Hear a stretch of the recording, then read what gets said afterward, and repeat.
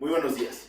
Bienvenidas y bienvenidos a esta segunda clase de la unidad Teoría del Derecho, la cual se denomina la norma jurídica.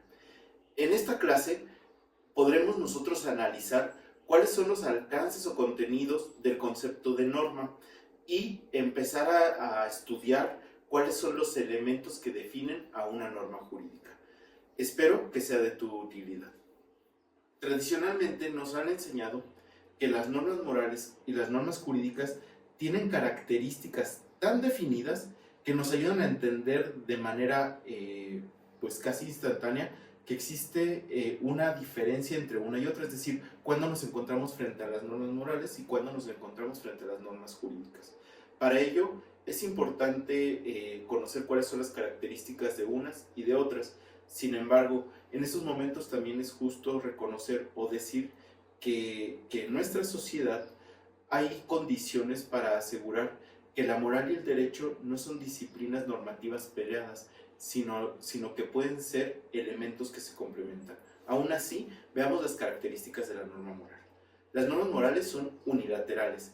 Entendida esta característica de unilateralidad como que no genera derechos o obligaciones en relación con otra persona, es decir, las normas morales de alguna manera no te obligan frente a otro. Las normas morales también son incoercibles, lo cual significa que ante la infracción de una norma moral no existe ningún sujeto que te obligue a cumplirla. También comparten la característica de ser autónomas. La autonomía hace referencia al libre albedrío de la persona que decide si sigue o no esta norma moral. También tenemos otro de los elementos u otra de las características de las normas morales, y es que tienen un carácter interno. ¿Qué significa que la norma moral sea interna? Pues bien, básicamente lo que nos tratan de decir es que todo el precepto normativo, incluso este discernimiento que tiene que ver con la autonomía, depende o tiene efecto solamente al interior de las personas, de tal suerte que quien la cumple o no cumple esa norma moral, aparte de que no puede ser sancionado, lo hace desde un aspecto axiológico o valorativo interno. Por su parte, las normas jurídicas son bilaterales, lo cual significa que generan derechos y obligaciones entre dos o más personas. Es decir, todas las normas jurídicas en principio hablan de dos partes. Si bien es cierto, no en todos los contratos o no en todos los actos existen otro sujeto con iguales características, podríamos decir que la otra parte es la sociedad, que es representada por el Estado. Las normas jurídicas también son heterónomas, lo cual significa que estas normas están diseñadas por el Estado, es decir, su diseño, su creación, no depende de juicios de valor de la persona, sino que es el Estado a través de sus atribuciones quien crea estas disposiciones. Las normas jurídicas también son coercibles, lo cual significa que existe la posibilidad de que la norma se haga cumplir incluso en contra de la voluntad de las personas. Y finalmente, las normas jurídicas son externas, lo cual se traduce en que éstas solamente cobrarán vigencia en la medida que actuemos, es decir, que se desplieguen actos o hechos jurídicos que modifiquen la esfera jurídica de las personas. En este sentido, como señalaba también, es importante que reconozcamos que si bien las normas morales como las normas jurídicas tienen características o atributos que las diferencian, estas características o atributos también tienen una implicación o se traslapan en determinados puntos. Por ejemplo, la coercibilidad del derecho. Es decir, veremos más adelante que no todas las normas tienen implícito un castigo. También habrá normas morales que sí tienen alguna sanción y su sanción será social. Cuando hablamos, por ejemplo, de la unilateralidad de las normas jurídicas, decíamos que no hay sujetos obligados o no hay una relación de bilateralidad. Aquí es importante acotar que si bien es cierto, es una de las características de la norma moral, la unilateralidad, finalmente quien va imponiendo estas costumbres es la propia sociedad, y por supuesto que en ese caso el sujeto obligado sería, o los sujetos de la relación en las normas morales sería la persona que cumple o no cumple la norma moral y la propia sociedad. Y su castigo, claro que sí hay una forma en la cual nos obligan a nosotros a cumplir con las normas morales, ya que el castigo es de tipo social. Las normas morales también nos han enseñado que son autónomas, ¿no? Es decir, que no hay nadie que nos las imponga.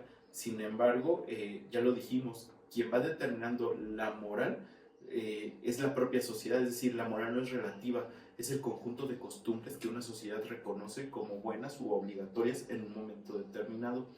Por una parte también la norma jurídica nos dicen que solo es exterior, es decir, que sus efectos o que al derecho solamente le importa el comportamiento de la persona.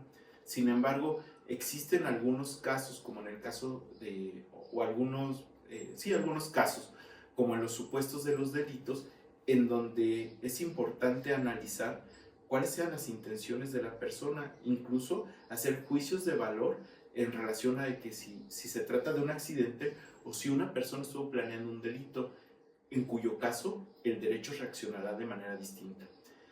Finalmente, y algo que es todavía más relevante, en nuestra sociedad, en nuestra contemporaneidad, estamos viendo la importancia de los derechos humanos. Y los derechos humanos, de alguna manera, son disposiciones jurídicas, pero a diferencia de otra categoría de disposiciones jurídicas, no están construidos por supuestos jurídicos, sino por principios, y estos principios tienen una fuerte carga moral. De ahí la importancia de que, si bien es cierto, nos sirve desde un punto de vista académico conocer las diferencias entre la moral y el derecho, no tomemos estas diferencias académicas como una verdad absoluta, ya que en nuestros días, en nuestra sociedad y para nuestros derechos humanos que son tan importantes, la moral y el derecho se encuentran unidas. Muy bien, ahora es la oportunidad de ver la clasificación de las normas jurídicas. Es importante resaltar que esta clasificación, desde el punto de vista doctrinario, no es excluyente, es decir, es una clasificación complementaria. Y si bien es cierto, alguna norma puede entrar dentro del contenido de alguna de las categorías, no significa que por encuadrarse en ese contenido sea excluyente de las otras categorías. En ese sentido, tenemos que las normas jurídicas, por el sistema al que pertenecen, pueden ser nacionales, extranjeras o de derecho uniforme. Las normas extranjeras son aquellas que son ajenas al país que se está estudiando. Las normas nacionales son aquellas disposiciones jurídicas que son aplicables y vigentes dentro de un determinado país. Y las normas de derecho uniforme son aquellas disposiciones jurídicas que pueden aplicarse de manera independiente en dos o más países en virtud de tratados o convenios internacionales celebrados en estas naciones. Por otro lado, según su fuente, las normas pueden tener un origen legislativo, consuetudinario o jurisprudencial. Son legislativas aquellas que emanan de los congresos o de los poderes legislativos. Las normas consuetudinarias son aquellas disposiciones jurídicas que son producto de la costumbre reiterada y que es una de las fuentes del derecho. Y las normas jurisprudenciales son aquellas disposiciones que emanan de las resoluciones de los tribunales. Puede ser desde una sentencia hasta una jurisprudencia. Por otra parte, según su ámbito de validez, las normas jurídicas, espacial de validez, las normas jurídicas pueden ser generales, federales o locales. En el sistema jurídico mexicano, las normas generales son aquellas que se aplican independientemente del ámbito de competencia de las autoridades, es decir, son disposiciones que se aplican en todo el territorio nacional y pueden ser aplicadas por una autoridad federal, estatal o municipal. Un ejemplo de ello es la Constitución Política de los Estados Unidos Mexicanos, que es una norma de carácter general. Las normas federales, según este ámbito espacial de validez, las normas federales son el conjunto de disposiciones que solamente pueden ser aplicadas en asuntos de competencia de las autoridades de la federación, es decir, el ejecutivo, el legislativo y el judicial federal, el presidente de la República, el Congreso de la Unión y el Poder Judicial de la Federación, la Suprema Corte de Justicia de la Nación y los tribunales federales. Por su parte, las normas locales son el conjunto de disposiciones jurídicas que, conforme a nuestro sistema mexicano, el sistema jurídico mexicano, que es una federación, pueden ser aplicadas por las autoridades locales o de las entidades federativas. En este sentido, distinguiremos que habrá dos ámbitos de aplicación: las del Estado y las del municipio. Mientras que por su ámbito temporal de validez, las normas pueden ser de vigencia determinada y de vigencia indeterminada. Las normas de vigencia determinada son aquellas disposiciones jurídicas que establecen el inicio de su vigencia, pero en ellas mismas se contempla cuándo van a dejar de tener vigor. Ejemplo de ello son las leyes o las disposiciones jurídicas fiscales, que por regla general solamente tienen vigencia durante un año o ejercicio fiscal. Tan es así que el presupuesto de ingresos, que está contenido en una ley, rige solamente para el ejercicio fiscal de que se trate. Mientras que las normas de vigencia indeterminada son aquellas que establecen el punto de inicio en el cual se pueden empezar a aplicar, pero no contemplan en sí misma cuándo habrán de extinguirse esta vigencia. Finalmente, las normas por su ámbito material de validez, que se refiere a la materia que está regulando. Podremos hablar de la materia civil, mercantil, penal. Aquí tiene que ver más bien con la categoría o el concepto de la disciplina jurídica que tratan de normar. También tenemos que las normas jurídicas se clasifican por su ámbito personal de validez en genéricas e individualizadas. Las normas genéricas son aquellas disposiciones jurídicas que se aplican a todas las personas, a toda la sociedad, sin distinción alguna, mientras que las normas jurídicas individualizadas son aquellas que están dirigidas a un grupo de personas o a unos individuos específicos. Alguien podría decir que esto es contrario a lo que hemos analizado de la generalidad de las normas. Pues no, no olvidemos que las sentencias o los contratos también se pueden considerar como normas jurídicas. En ese sentido, estas sentencias o estos contratos solamente obligan a sujetos determinados. Y estos serían unos ejemplos de normas jurídicas individualizadas. También las normas pueden clasificarse por su jerarquía. En el caso del sistema jurídico mexicano, hay una jerarquía marcada por la Constitución y por los derechos humanos, ya sea de fuente nacional o de fuente internacional, por mandato constitucional, forman parte de las normas constitucionales, independientemente, los derechos humanos, independientemente de dónde estén contenidos, ¿sale? A partir de ahí, la jerarquía de las normas en nuestro sistema jurídico se divide en ámbitos de competencia, es decir, la Constitución está en la cúspide junto con los tratados internacionales en materia de derechos humanos o las normas locales o nacionales de derechos humanos, y después de ahí se va desplegando este sistema normativo o estas categorías escalonadas en relación a la jerarquía normativa. La jerarquía normativa tal vez es un poco difícil de explicar en video. Para ello será importante que hagamos la lectura de los apuntes correspondientes, pero que también atendamos a la explicación que se da en clase, ya que dependiendo del tipo de normas es que habremos de valorar esa jerarquía. Por su parte, las normas en función de su sanción se clasifican en normas perfectas, más que perfectas, menos que perfectas e imperfectas. Las normas perfectas son aquellas disposiciones jurídicas que establecen como consecuencia de la infracción normativa la nulidad absoluta del acto. Es decir, el derecho castiga con regresar las cosas en el estado en el que estaban antes de realizarse el acto jurídico. Las normas más que perfectas son aquellas disposiciones jurídicas que, aparte de anular el acto, establecen una suerte de responsabilidad o de castigo que debe de cumplir la persona que infringió la ley.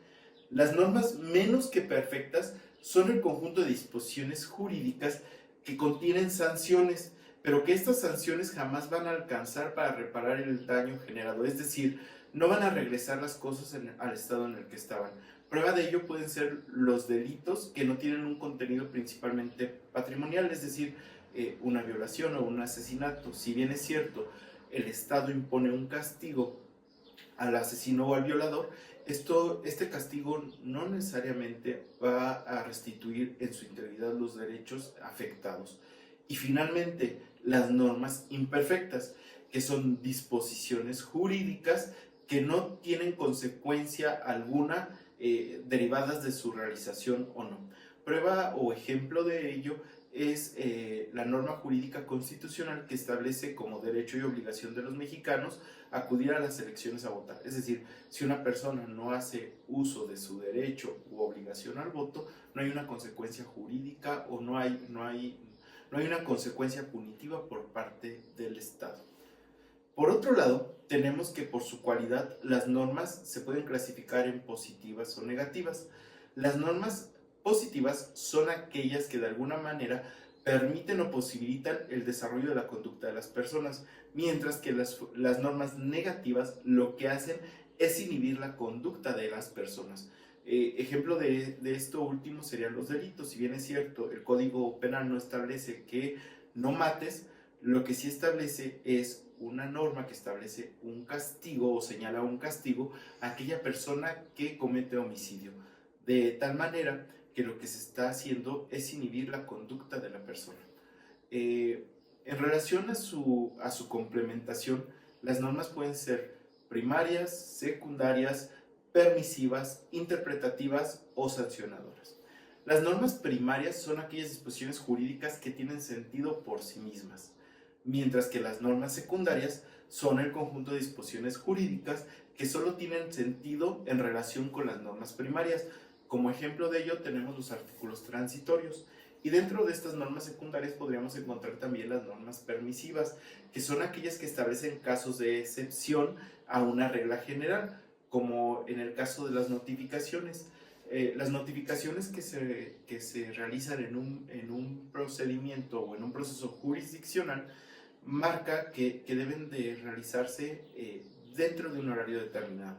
Sin embargo, pueden existir circunstancias especiales que a juicio del juzgador establezcan una causa de excepción para que la notificación se practique fuera de ese periodo. Ese sería un ejemplo de una norma permisiva.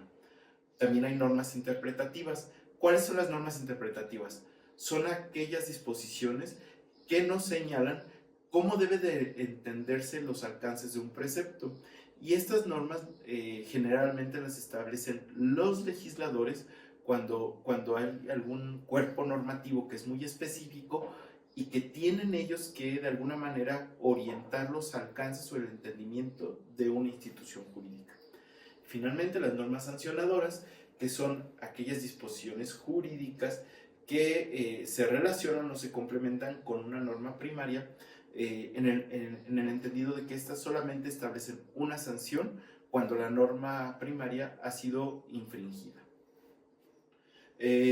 Por su parte también en relación con la voluntad de los particulares o de las partes, existen dos tipos de disposiciones, las taxativas y las dispositivas. Las normas taxativas son aquellas que establecen un comportamiento determinado y que son de observancia obligatoria, mientras que las normas dispositivas son aquellos contenidos o disposiciones jurídicas que permiten a los individuos o a las personas actuar o no conforme a ellas. Es decir, son disposiciones jurídicas que de alguna manera me dan a mí la oportunidad, con base en mi libre albedrío, de utilizarlas o no. En el caso, por ejemplo, de la propiedad y del arrendamiento concretamente, si yo tengo un bien inmueble y tengo la posibilidad de rentarlo, el código me establece algunos requisitos que yo debo de cumplir, el cual puede ser que sea un contrato escrito o no. Ya dependerá de mi voluntad si quiero hacerlo de forma verbal o escrita. Este es un ejemplo de normas dispositivas.